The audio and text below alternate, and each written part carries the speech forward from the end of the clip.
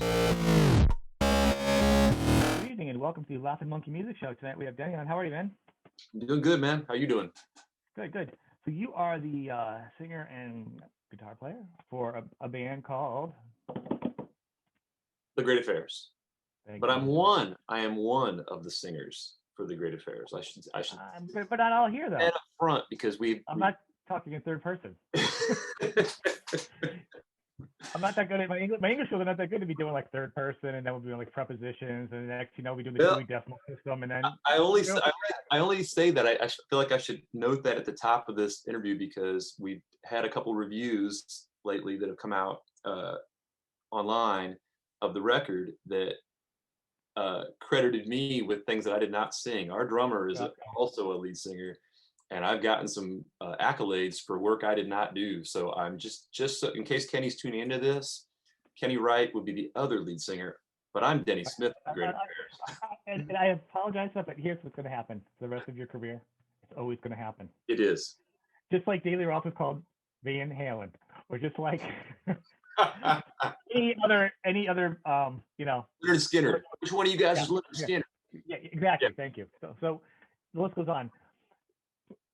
For the record, there's not a lot of drummers that are lead singers.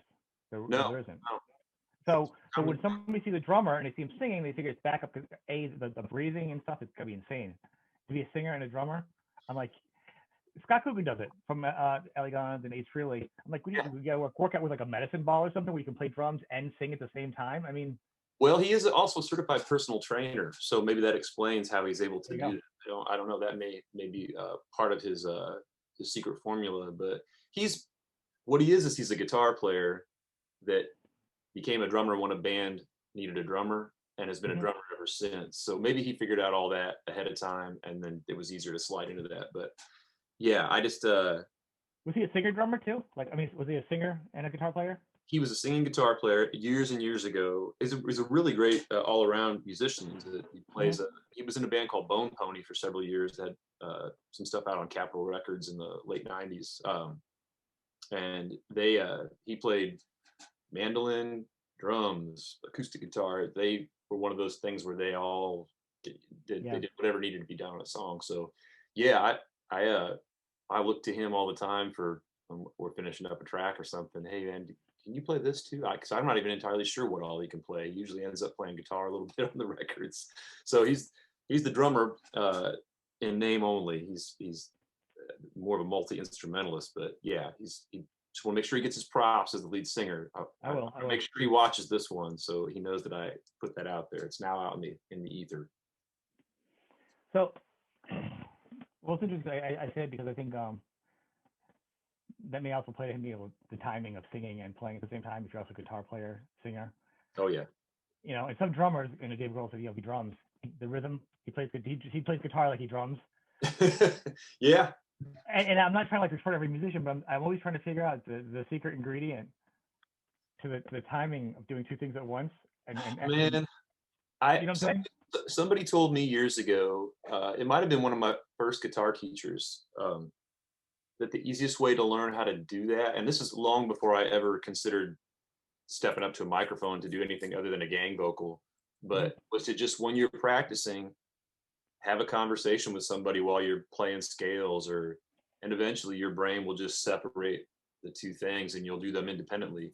And I honestly couldn't even tell you at what point it clicked that I was no longer having to think about singing and playing at the same time, because the only time it ever even occurs to me now, if I'm doing some kind of crazy thumb picking thing where it's out of the norm for me, that's when I start realizing that there are two parts of my brain operating at the same time, and I will, inevitably, that's where the mistakes will start happening. But yeah, it's a trick. He seems to juggle it pretty well. It doesn't seem to phase him. But other than the occasional cracking the microphone with a drumstick. But so he started. So obviously he's a drummer. So when did you guys all start together? The unit you guys have now, the Cohesive.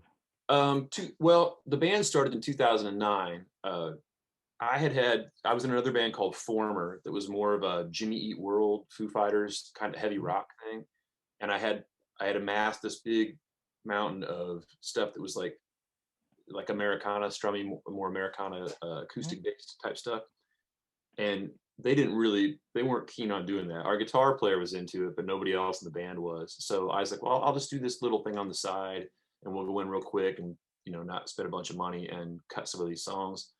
And we came up with the Great Affairs name, found a couple guys to play on it, and just kind of put that out in the world. And it kind of got legs. And that other band kind of needed a hiatus. There were some personal things going on. So I just kind of turned my attention to the Great Affairs, and we did that for maybe 3 or 4 years, put a couple of LPs and a EP out. And then that's when the lineup changes started to become a problem. And Kenny came in to sub for us for a couple of shows and just never left. And he brought in this really cool rock and roll thing. He brought in a couple of his songs so we could kind of flesh out the set. And I was like, man, I kind of miss playing this stuff. I didn't realize how much I missed the loud guitar thing. So we slowly got louder and louder after he joined the band to where it is now. And it's essentially just a rock and roll band. Yeah, but we still do some of that other stuff. I can even you say that the Americana, I can hear it a little bit in it. Yeah, the rootsy elements are still there. They're just not. They don't dominate the mix. When we go out live, I may or may not have an acoustic guitar in the trailer. I don't know. It just depends on what kind of shows we're doing or who we're touring with. Yeah. So yeah, but it's also cool because we can shift gears. If somebody says, "Hey, we need you to open for Great White tonight," we could do that. But if they also want us to open for Matthew's Suite, we could do that too. We just have to, we've got enough material now that covers all those areas that we're able to kind of swing back and forth if we need to. So we'll get to the point of promoting some of your newer music, but we got interested in the conversation. You got me interested now because you've already started a band and just started recording before you were actually a band, which is usually ahead. It's usually like making dinner and serving it without having a plate or something like that. Well, but you see where I'm going with this. It's very ambitious, and usually, I tell you what, most people that do this kind of turnkey stuff are usually a lot more successful because they're already doing everything at once. Yeah. But the fact that you do that, and you've had a couple of things out, and you've opened for other legacy bands or whatever people use the term at this point, to do that, and I recognize it to be able to do that. It says something, but it's interesting that how'd you get to the point where you kind of jumped onto that? That's usually an established thing. Man, it's a good question, and I'm not entirely sure how to answer it. We just and it has to do with Butch Walker, who I have not. That was a joke about something earlier. Yeah, it's just we were really lucky. The first couple years that we were active, we were doing. If we got on bills, it was like we played with like Cowboy Mouth. It was they put us with like these more like indie rock bands and stuff, and then I don't know exactly when the switch got flipped, but at some point we started getting placed with like Tom Kiefer or Enough's Enough or Bullet Boys, and we found out we did well with those audiences. The material that we were doing, it was stuck, and then promoters just kept putting us on. Pretty soon we're doing stuff with like Loverboy and bigger shows, and it just kind of has snowballed to where we go out and do. And this is, I think, how we kind of build our chops up is we go out and do these evening with shows instead of going out and killing ourselves to play 45 minutes and pack up and drive down the road 3 hours and do it again for $100 in the bar tab. We'll get the whole night. We'll just find a venue that'll let us play our stuff for 3 hours or 2.5 hours, whatever it is, get a decent payday out of it. And we just kind of force ourselves on these towns. We just go in and slowly build these followings. And then, enough people have seen us in some of these places where when the bigger like shows come through, we get a call and then we get to go do that 45-minute. It's a really, really nice thing. It doesn't always work that easy. In theory, it's a great way. And it's that's an old school way of doing it too, kind of building it up. Yeah, and sadly, we're not spring chickens to be out beating ourselves down, and it can take its toll on you after a while, but it doesn't pay off though. If you oversaturate a market, it doesn't pay off. Nope. Even if, and the problem is, and I think you look at it and you say, well, I'm a new band and they got to play a lot, but there are other bands that have like great bands. I'll be like, they've said it's not. It's like you have two really great pizza places, best in the world, across the street from you. But you go to a different town, and you're like, oh, look, it's Little Caesars, or whatever. You know what I'm saying? Yeah. You're like, oh, it's different. So if you're always there, it might not even matter if you're a big band, a local band, an unknown band. It could be just as good. You know what I'm saying? Yep. It doesn't really matter on some level because, well, it seems like it should be good that you're working it, and in the '80s it did because the fan base, I think the desire for everybody, the audience, I was that's not the much different. anymore. Yeah, You it's know. totally not at all that same thing. So nowadays, I think you doing what you're doing is the way, and I think actually a lot of the bigger bands are doing it. You know, like fly out dates, the weekends Yep. are more, they pay better because the bands last to get longer. They go home with their families. Oh, dude, believe me, I have friends that you know, I've got friends in all areas of the industry and stuff. But I have friends that are hired gun players. I mean, living in Nashville, that's the thing. You know, a lot of guys, uh, they're on the road Thursday through Sunday. That's their, you know, they play for whoever, you know, and that's a lot of the country acts don't do those long runs. They just do those Mhm. weekend runs and they come back. And we kind of made that sort of our business model, really, because you know, living in Nashville, everybody's like, well, how come you don't ever play in Nashville? It's like, that's just not, it's not lucrative for us to play in Nashville, but it's lucrative for us to go everywhere else. Is And Nashville oversaturated? Like, is it like the feeling I get now? And this is kind of and not related to your question, but I feel like Nashville's become, or like Vegas has become, more like LA was in the '80s because yeah, now everyone's there, and once again, you can't throw a stick without hitting somebody. yeah, you just hit it. You hit it. Vegas is that's the thing. Nashville, at least the honky tonk downtown thing, is like a smaller version of Vegas now, just minus the Yeah. casinos. We don't have the gambling thing, but it is. It's become. It's not impossible. You can. We do play in town. We'll get, you know, occasionally put a show together or get on a good show here, but it's just not conducive to what we do. You know, we Hmm. it's, you know, we're a band in a van with a trailer. I wish you luck trying to find parking for a van and a trailer in downtown Nashville if you want to play a gig. It's just prohibitive, man. And so we just take it out on the road and we go find, you know, Alabama and Georgia and Illinois and Indiana and Iowa and, you know, anywhere that we can. And I have friends all the time say, why would you drive that far to play what you can just, it's like, because we want to play gigs for people that care. I don't want to, you know, I don't want to play for the woo girls that want to hear Summer '69. We don't do that. You know, we're not going to bust out Jesse's Girls. As much as I love Rick Springfield, we're not doing it. We're going to go in and do our show. And not that you can't. There's plenty of original artists here and stuff, but we just it's best to just kind of be a ghost and swing in every once in a while and remind people that you're still around.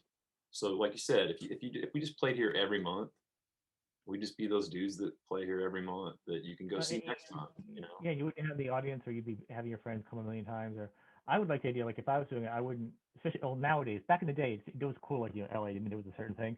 But nowadays, Oh, I'd be like, I wouldn't even want to play in my town. I'd want to play if I was a band like you. I'd want to. The last thing you want to do is go out. You know what I mean? well, I don't want to You have to beg my friends to come out to see me play. You know, that's the right. thing. The idea is to go out and make fans and impress Audience. stuff. You know, not have to, you know, guilt your friends into coming out and see you so you can make the club happy that night. You know, I want to go out. I want Right. people that came because they saw the poster in the window or had heard us before. That's what we're trying to do. I'm trying to sell this thing and to build it up. Not, you know, I can hang out with my friends. I'm gonna hang out with my friends. I'm able to hang out and have a drink and not, Right. you know what I mean? I don't want to have to, hey, I can't talk to you right now because I got to sing in 30 minutes, you know? Yeah, you don't want the pity group. So actually, so we take a minute here. We'll put your business hat on because you're just saying business, all right? So put your business manager hat on. Let's talk business for a minute. I'm not talking numbers, but you, so COVID came. You got a new video out. You're working on some new stuff.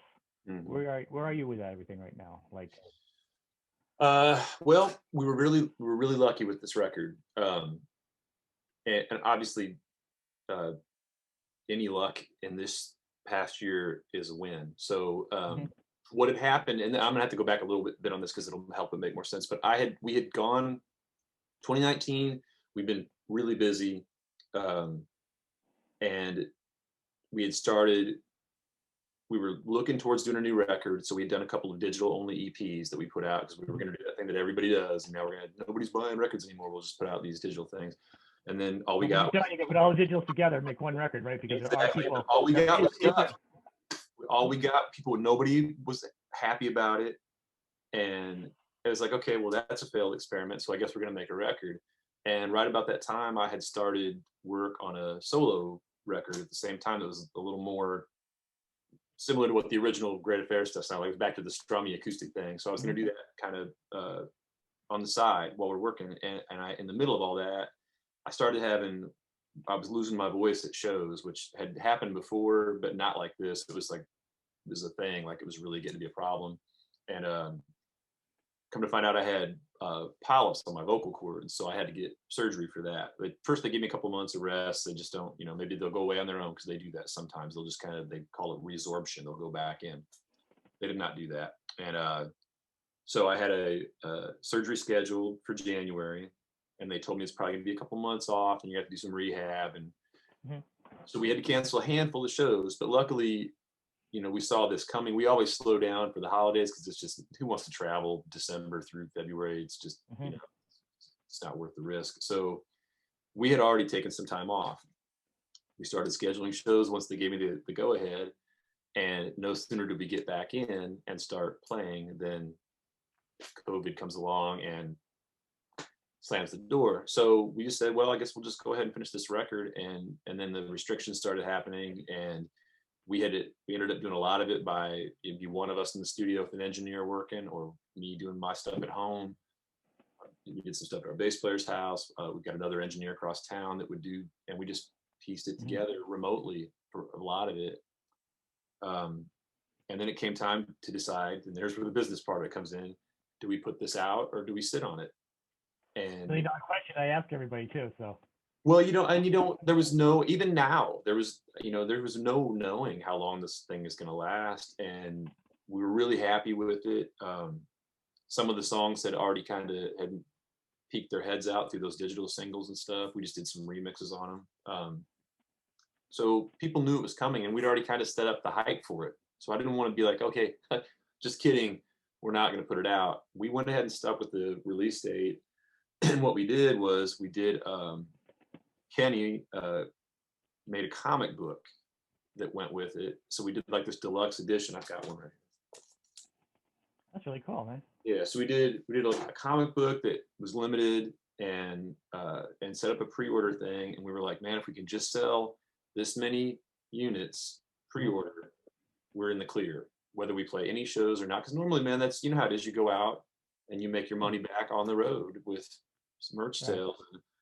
And I had learned, sadly, when I pressed up a whole bunch of solo merch that said 2020 on it, that is still sitting in a box in my basement, that we may end up not needing that stuff. So luckily that special edition sold out before the thing even, and we did really well with it. And we were in the clear, in the black, before, within a month of the thing coming out, by the time we actually shipped it.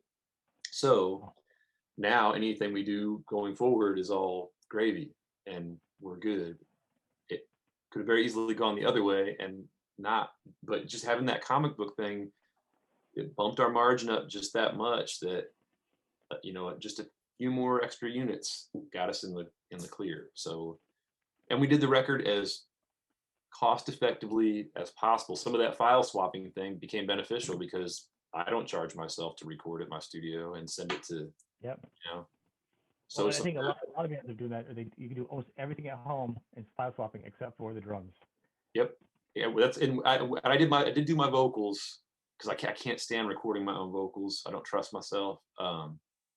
And we've got a really great producer, Michael St. Leon, and so we did do drums and vocals at his place, and then he did the mix. But he did the mix by himself, and then just sent it to us, and we would make notes. And if I had to go in and, one of us had to be there to tweak something, we would go in and point out the few little things. But some of them came back, and we took them. The first mix was the mix. It was like we worked with him for so long that he knows what we're going for before we know it sometimes. So well, yeah. I'm glad it worked out. I mean, because first off, there is no wrong answer to that question, like do you ship or not? Because I've talked to a Yeah, billion people, and there has still been no definitive time. There will never be a roadmap that says to yeah, go look back and say this was the first time because audiences are different.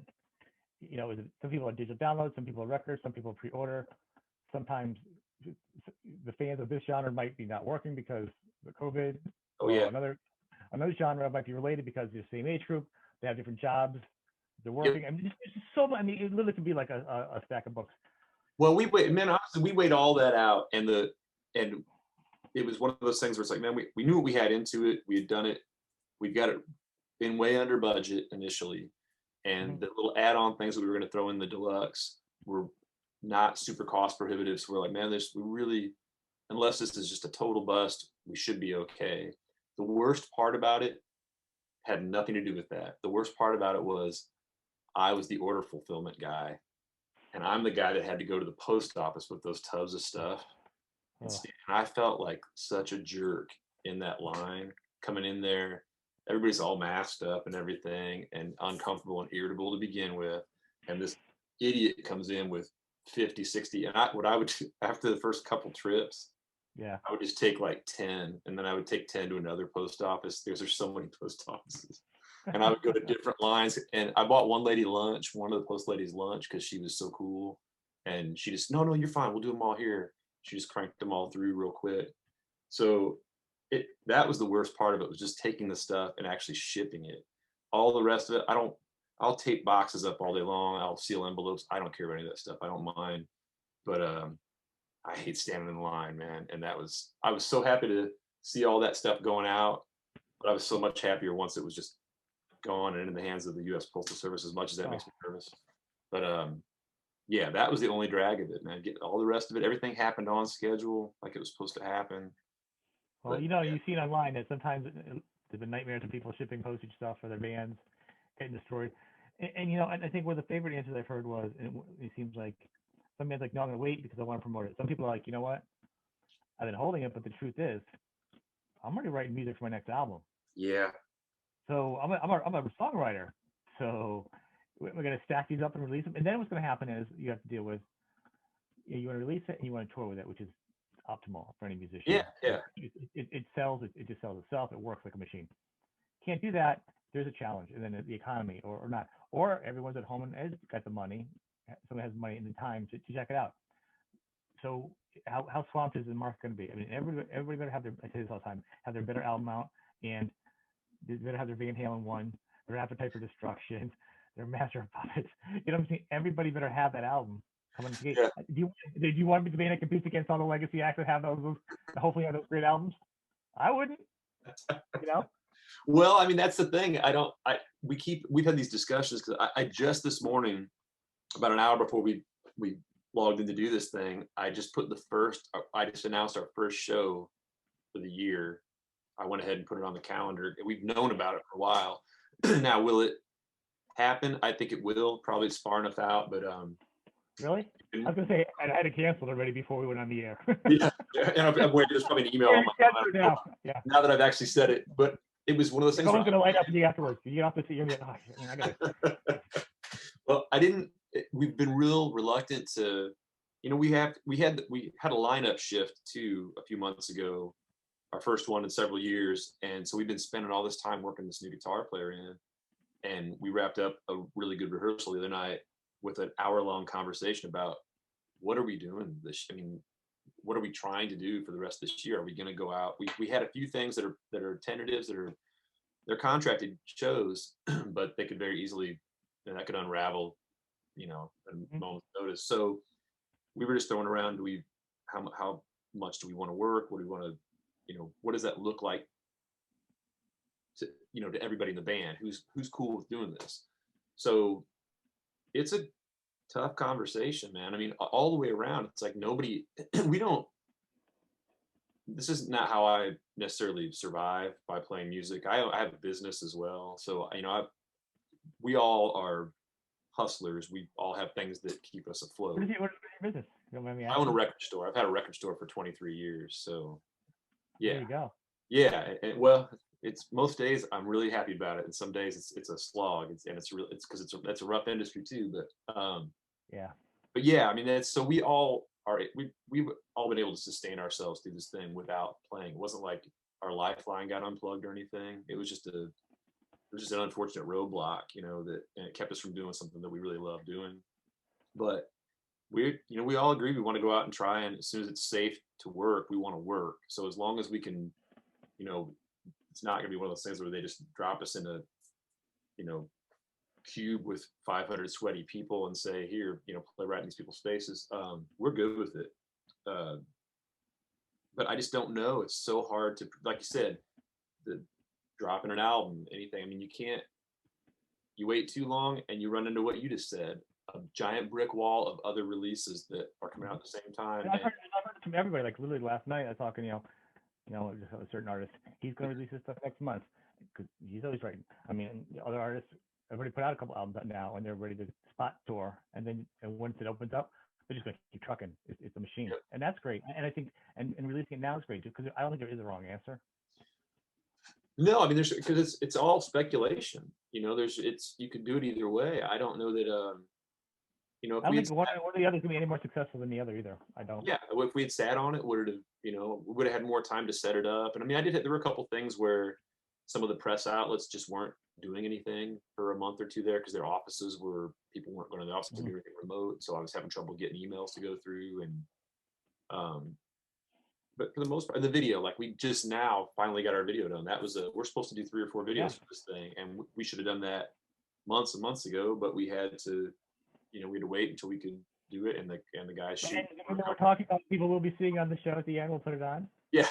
So the 2 guys that did that, Scott and Nate Moore, they are very adamant that they wear their masks everywhere they go, and they take it very seriously. Scott, his father's not in great health, and he helps take care of him, and they were very clear that we were going to adhere to that stuff. So if you see the outtakes from that video, you'll see 2 guys that are, obviously we. Couldn't wear them because we're in the, Yeah, but you guys are separated enough, and I think I like the video because it's fun, and just watching that video and hearing that song for like a newcomer, I could see myself how you could fit into 2 different genres as an opening act or playing with an act or on a bill, because you feel like a rock and roll band, and you can hear, literally legit like a rock and roll band, yeah, without being like, oh, it's a glam band, it's a this band, and like I'm not disparaging because I obviously this show I have everybody, I love everything, yeah. but in the term of what I would consider rock and roll, in the plainest sense, that kind of fits into just let's rock and roll acts, and you know all that. That's kind of what you sound like to me. Yeah, I mean, that's the combination of what goes into this thing. I mean, when I step to the table, I'm bringing like Rick Springfield and Cheap Trick and Enough's Enough and Tom Petty. That's where my head is at. And then we've got a guitar player that he likes, Ace Frehley, everything from Ace Frehley to modern metal, like Alter Bridge or something. So there's the shredder element in there. Our bass player is a jazz guy, that likes rock and roll and metal. And then Kenny is a straight up blues rock, and then also metal, but only metal up to a certain point. He only likes like maybe 1985, and if there's a hard cutoff there. So he likes traditional old school metal stuff. Oh, wow. And all that stuff I don't think I've never met anybody like that comes off 85. I have to meet him just to say I've done it. And I've got a lot of people on the show. Well, man, it's funny. We do these. After we play gigs, sometimes, man, we'll, depending on where the next show is, we may make a haul. It may be easier to get out of a place at 2:00 in the morning and drive 5 hours when you're still amped up. And I'm telling you, man, some of the conversations / arguments that we have had about bands that he loves that I cannot believe I can't take seriously, it's gotten to like almost to the pull over to the side of the road level of heated. Because it's just because the stuff I grew up on, and I'm only a couple years younger than him, but it's so wimpy by comparison. There's a huge difference at a time, and some of those bands evolved. Yeah. But also, but to say you like some of the bands from like 83, 84, the earlier ones, because you do have your Van Halens and your Rats, and you have those guys. Yeah. So I'm saying if you draw the hard line, I'm not going to tell what bands he knows because I'm not going to disparage anybody. Because I'm sure I don't do that on the show. So but what I would say is like that's what you. So you have all these great bands, but then they go over. So you're not gonna acknowledge, Rat of '87 or you know what I mean, or any of the metal band over '85, like Def Leppard over '85. I'm like, what? He will do this thing. I will cite one band that because this won't be controversial, but and we played with these guys a few years back, but he likes all of the Loudness albums up until Lightning Strikes. And then everything after that, he doesn't. And I'm like, man, I really like the Mike Besser or the Soldier of Fortune record. And I start, and he's like, oh, so it's that kind of thing where it's just, I'm instantly dismissed if I have an opinion about anything beyond that certain point. It's like, well, man, is it a year? Is there a year where it stopped, or because to me, man, I like, as we were saying earlier, there's some records that came out in the early '90s that I thought for sure, had the shift not been occurring at the time, should have been huge albums, and to him those albums don't even exist. He stopped so far ahead of that and just turned his back on it. So if that happens to come up in like is playing in the van when my phone is plugged in, oh my god, the conversations that in the car. Oh my god, it'd be hilarious. I'm like, both of you, I'm gonna pull this thing over. We just need to put GoPros in every corner of that van and just run a live mic, a hot mic the entire time. There's your podcast right there. It's just. Oh my god, that sounds hilarious. I love that hard line note. It is so comical to me. Well, and then and then he'll play. We were coming back from a gig in Kentucky one time. Oh, there's exception too, so the rules change. He had apparently because he has his phone plugged in, and we were driving. And it was about, I don't know, we've been driving for like 30, 40 minutes. And I said, man, is this like your Lilith Fair collection or something? It was all this super light, airy female artist stuff. He goes, no, it's just a playlist I put together. And I'm like, who are you? And I mean, so it's not that he does it. It's not that he just listens to that stuff. He has a very broad scope, but when you get him on that topic and you try and just push a little bit further. Awesome. He sounds awesome. Next time he's coming on too. We're gonna talk music, the three of us. Oh my gosh. Well, but the good thing is, you guys all have strong opinions, and you all have a strong draw, and they're all different, but they're all music works together. It does. All those things you mentioned have a point of a beat, especially him, and the swing and the jazz, and having a jazz influenced bass player. You couldn't want, if anyone's gonna be influenced in jazz in your band, well, you're gonna be your drummer too. There's your rhythm section. You know what I'm saying? If you do want a drummer that has a bluesy feel and a good 4/4 for a rock band, you're gonna want that to be your drummer. Yep. You want a powerful guitar player? Not gonna hurt to be able to do some solos and shredding. Yep. You want a singer that knows how that writes songs and does like good catchy melodies? You're gonna want pop and metal. Those are like the perfect ingredients. As far as I'm concerned, they are. It's just we always prided ourselves on being we were very not strict about it, but we wanted to be able to play all this stuff live. It was very important to me that we played. We didn't use tracks or anything. So, having players that can actually play is critical, man. I mean, we played shows where bands don't even have a bass player. It's the weirdest thing. We played a show last year.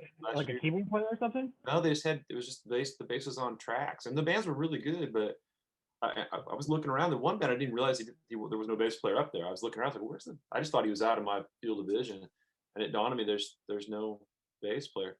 People have got the tracks thing has become such a big deal, and I don't begrudge people I've played in bands as a hired gun that use them. I'm fine with them, but we always just wanted to be a band that could walk in and there's gear set up and we can just plug in and play. As long as there's 4 microphones, 2 guitar amps, the drum kit, and bass rig, we can do our job. You don't have a bass player band. Who you guys gonna pick on? You gonna kick the track around? It's expensive machinery. Have you been ridden in our van before? Because you know the secret. I know. It's just got to be a real.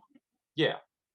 exactly. You need like you need to bust stones. You need to argue with your drummer. You need to have that camaraderie. You need to get frustrated. You need to get emotional and happy and laugh at each other and do this. But we're It is. knocking that stuff out of the park, man. We've got that down. All that stuff we've got down for sure. Well, you know what I'm saying? No, but I mean, it's so human. You're not going to do that with a track. You're not going to do that with somebody you call in and hire. No, These are and that I, help. you see Band, these or things for a go band. wrong. I always worried about it being a thing where we played shows where the tracks didn't work, Mhm. and the show was just for that band. The show was over. And it's like, man, I don't ever want to have that egg on my face, man. I don't want to be the guy that says, "Hey, we can't play because the computer's not working right now." If I lose my voice, that's one thing. That's just humanity happening. But if I somebody think people knocks can the play with laptop tracks, off, you but know, to me, I enjoy the idea for rock and roll and for metal stuff. Again, if your band's like a techno and it's kind of part of your thing anyhow, a big part of oh your yeah, sound, yeah, it's that's cool. totally different. But if you're a rock band, just a general stripped down rock band, it's kind of fun to hear you not even if you can't replicate your album, that's fine. I appreciate if you can, but if you Yeah, can't, and I'd rather hear you not do your album and do it less than have you sing exactly as the album. Because you know what I could do? I could not pay $30 to park my car and have some idiot spill beard on my back. You know what I mean? And I could just stay at home and this yeah, is the album perfect. You know what I mean? yeah. And I've been to shows where I thought I was just listening to the album a couple times, but I mean, I don't look. Which, no, which is good. Which is good. I'm saying I don't hold a band accountable to like that. It has to be Yeah, it because if that was always my goal, I wouldn't have to ever leave. But it's yeah, not. It's the environment. If they can do that, that's icing on a cake. But are you gonna go up there and just sweat it out and you know what I mean and really work it? yeah. That's part of the environment of a show. That's you can't get that anywhere else. Yeah, I mean, I want the warts and all performance, man. And Yeah. I mean, that's what I even when I was a kid going to see bands. You know, I'm sure there were bands I saw when I was younger that I didn't realize had offstage keyboard players or whatever it was. You know, everybody. You know, I didn't know that Kiss had an offstage keyboard player for years. I probably saw him five Yeah. I times. mean, Somebody pointed out, you know, there's keyboards in this song. I was like, oh, I never noticed that before. So you know why? Because stuff's on fire in front of you. Who cares? Somebody just blew fire out their mouth and there's like flames. Their shoes are 8 feet tall. A key what? that might have something to do with it. Yeah, but I mean, that kind of stuff, man. I don't. Like I said, if you know, we've got songs that we just can't play. We don't have enough hands on deck to do them. Mhm. And if there ever came a time when somebody said, "Look, man, we really need to bring these keyboard tracks out and use them because we have this is a hit single or something, you got to play it," then maybe I would, because that's obviously we can't afford to David bring would a teach string the bass section. player how to play Oh yeah, keyboard. I'm just happy when You he can guys play. played with Great White. Come on, you can make it work. You've seen how they can do it. They pull it off. They can play a couple instruments. There it can be done. But just playing bass, come on. No. I Well, kid because I have a lot of bass players on the show, so I'm totally kidding. we it's funny because we went on for the first time ever. We never used we always were a wedge kit, In-ear. never used in-ear monitors. We went to switch to in-ear monitors recently, and I posted a picture of on Facebook of this transmitter on these ears because I had a lot of friends that use them. I kind of wanted to get some feedback on whether or not I needed to get spring for the extra custom molds to go in so they Mhm. wouldn't, because I hate stuff like that. It never works. Everything I get like that, I always regret buying it. So instantly, people thought we were going.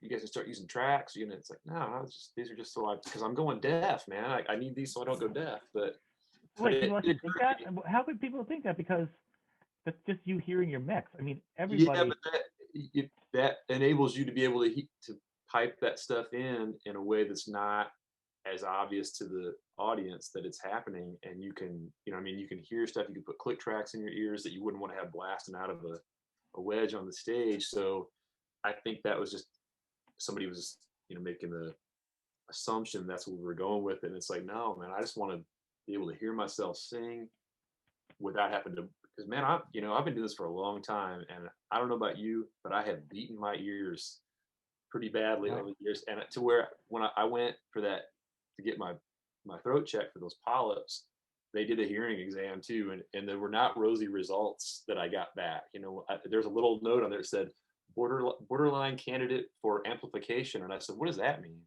And she said Hearing that aids. you're about ready to need hearing aids if you don't start watching what you're doing. So I'm just trying to preserve what I've got, but if we did want to use tracks, we are now outfitted to potentially do that, I suppose. So I may end up eating those words because I did say in an interview the other day that every time we go out and play the songs that we hire a guy named Michael Webb to play piano and Mhm. three and stuff on tracks, and he's great. We can't afford him live. We can't. He tours with like Poco and John Fogerty and stuff. He's not going out You little could with you could us. afford to give your bass player keyboard lessons. This will I keep going. I'm just joking. at the next band meeting. This will be brought up. You'd be Yeah, like, your bass player like, that guy is such a jerk. I never want you to go talk to that jerk again. What is wrong with him? we're just lucky this isn't one of those interviews where he can chime in with his questions because he would definitely be watching and you'd be hearing about it right now. Oh, that'd be funny. That'd be funny. I think everyone's just as important. My kid plays bass. I think bass is just as important as instrument. So I just kid. Oh my God, yeah. But you can play keyboard and do bass with one hand as you play the other one. You can do it. I'm just saying. Hey, Geddy Lee did it for years. Yeah, just saying. And that's no easy feat. Not the kind of stuff they're doing. If Geddy Lee can do it, it can be done. Yeah. He's a freak of nature, though. So before we wrap up, we're gonna end. We're gonna play your video. Mm-hmm. We'll play your merch. You know, your stuff, your links there for your album.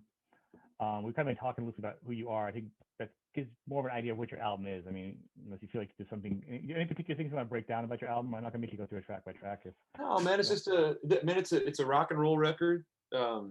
It's got little bits of everything to it. This was a really this record, because of the quarantine thing and the way it was done, is a little bit more of a mishmash than previous ones have been. There's a lot more flavors on this, I guess, than on other records, because we were pulling stuff that we didn't think we thought essentially we may never have to play these songs live. So let's pull out all this weird stuff that's got,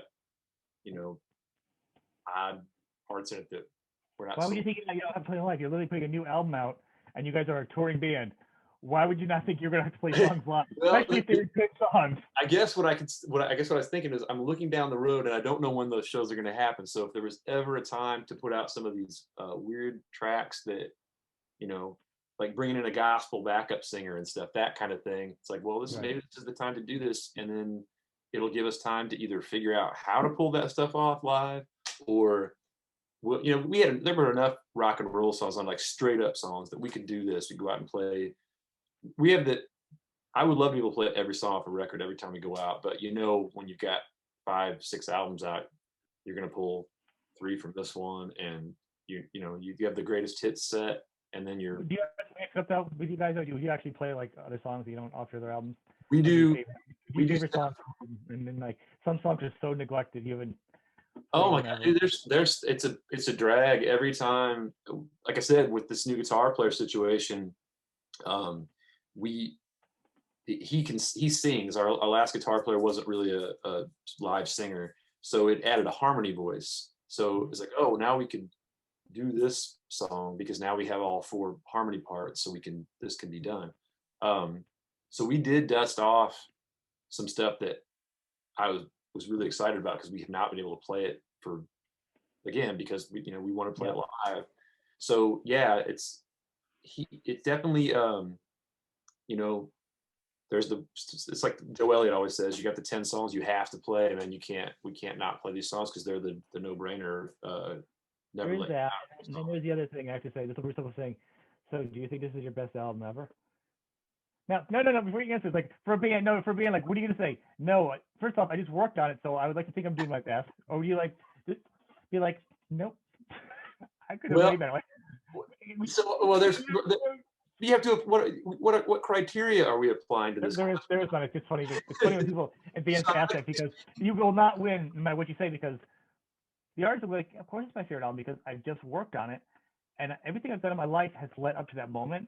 So as long as I'm doing okay in my head, it's good. Unless it was that like one album that Clapton did when his kid died, and like the most emotional, sad album ever. Yeah. I can't even listen to it because I just want to cry. He's so brilliant. You know what I'm saying? Yeah. But besides that, as an example, really the dichotomy of like every album is usually kind of your favorite because you just worked on it, and hopefully as a musician, you're pushing yourself a little bit. Yeah. Or you're going back to something different you haven't done. I'll give you my favorite patented answer for that question. It's a combination of Destroyer meets Creatures of the Night. That's my favorite. That's my favorite answer. It probably is. If I were to, and here's the thing too, man. And I don't know how. You should say that too. Every artist, no matter who it is, like Enya's next album. I want to say it's a combination Creatures of the Night. Wait, who? What? Every artist should say it just to get people stop it. It'll be the first That's our new campaign. record We'll ever start a GoFundMe. We'll start a campaign for that. I'm just gonna that's gonna be my tagline from here forward. They I mean I don't when we finish these things, man, it's really hard after you listen to mixes for like a month straight trying to figure out and then trying to sequence them. I like to take the album and then just I mean other than playing the songs at rehearsal, I don't listen to it again for like I need like 3-4 months before I can revisit it, you know. But I will say I have listened to this one more uh, just because I thought it was I felt like we were a little more removed from it because we weren't all sitting in there doing the mixes this time. It was because you know it was a lot of stuff being sent around, and it is by far the best sounding thing we ever done. Like sonically, I was really happy with. And it's another weird thing about it is that some of the vocal tracks were done before my surgery, and some of them were done after, and I can hear the difference. Yeah, Can anybody else know? yeah. Can anybody else know? I don't know. Because honestly, you could be like, you know what? You could hear two different songs, and you could be like, I can hear the difference because I was in a bad mood that day. Like, because you have an emotion attached to everything you've done, whether it's attached logically, psychologically, or not. You're gonna have that in your mind. What if could your producer tell a difference? Like, oh yeah, yeah, because it was some of these things. There were things I was able to get out of it after that I could not get out of it before, and I really wanted to. If we hadn't been in the situation, I would have probably gone back and maybe taken another swing at a couple songs afterwards, like maybe but the mixes were so good and everybody was so happy with the stuff. I was like, I don't want to mess it up, man. It's there and but I like you said, I hear it, I know. So well, I mean, a lot of artists don't do that. They don't watch their own movies or. I think with the real question, I mean, the real things for an artist to be like, oh, how do you feel about it? Of course they like it. They're promoting it generally. I mean, yeah, you just did it. So it's really an unfair question because you're in order to ask you to do certain things over and over again. What I think one of the best things I like to hear with an artist is anybody to say a couple albums they're very deep, and then go back and say, when they say, you know, like an artist always talks about an album they did 2 years ago, and then they say, you know what, I hadn't heard in a while. I got my own fresh ears on my own music, plus I've matured, and now here's how I'm looking at it. That's an interesting answer.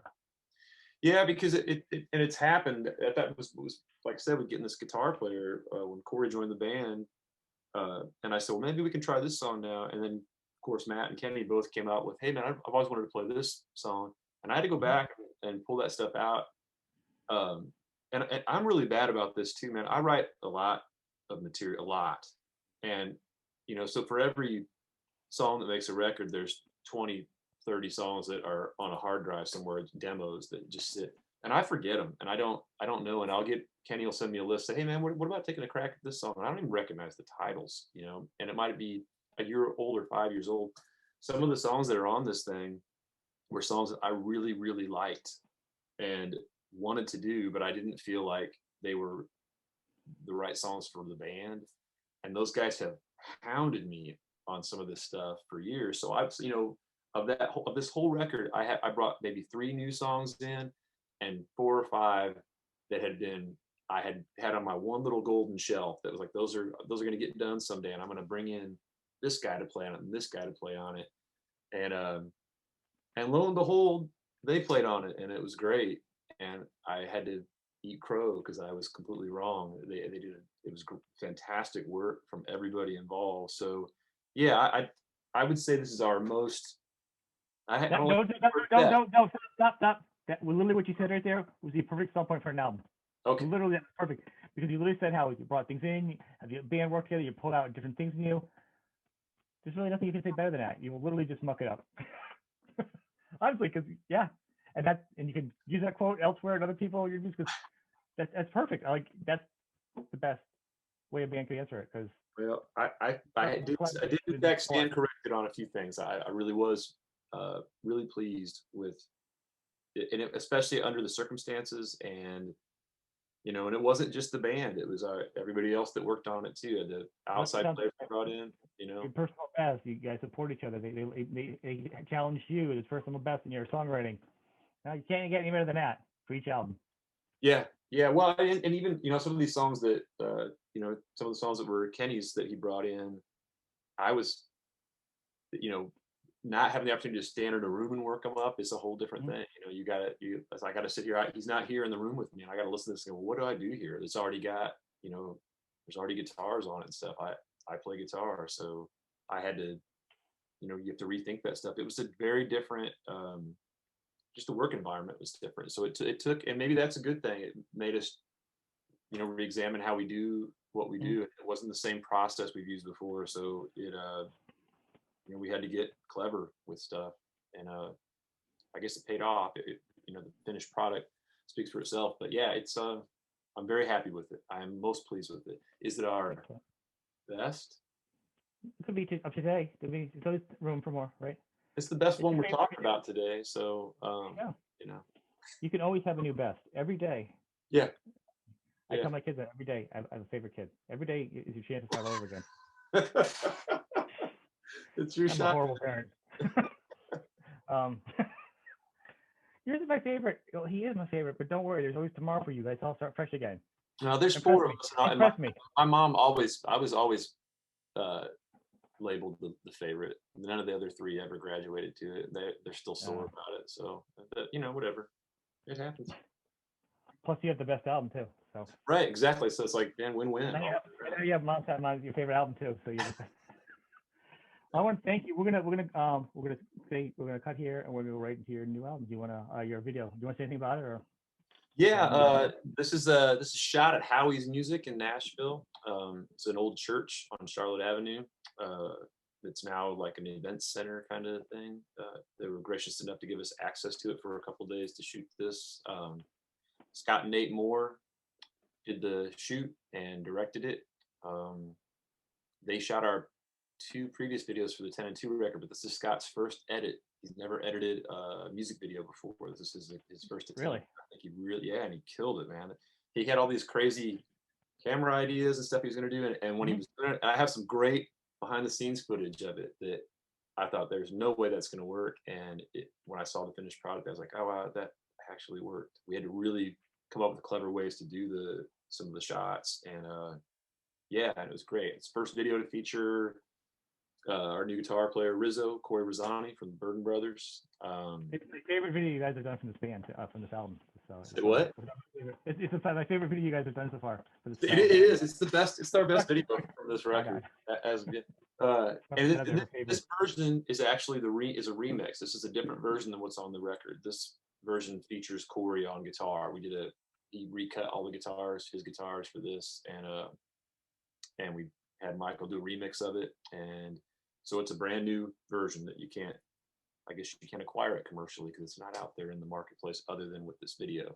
So yeah, and we're gonna do a couple more, but this is the one we're talking about today. That's why it's the best one. Yep. So, All right, and then people will come over now to enjoy it. yeah.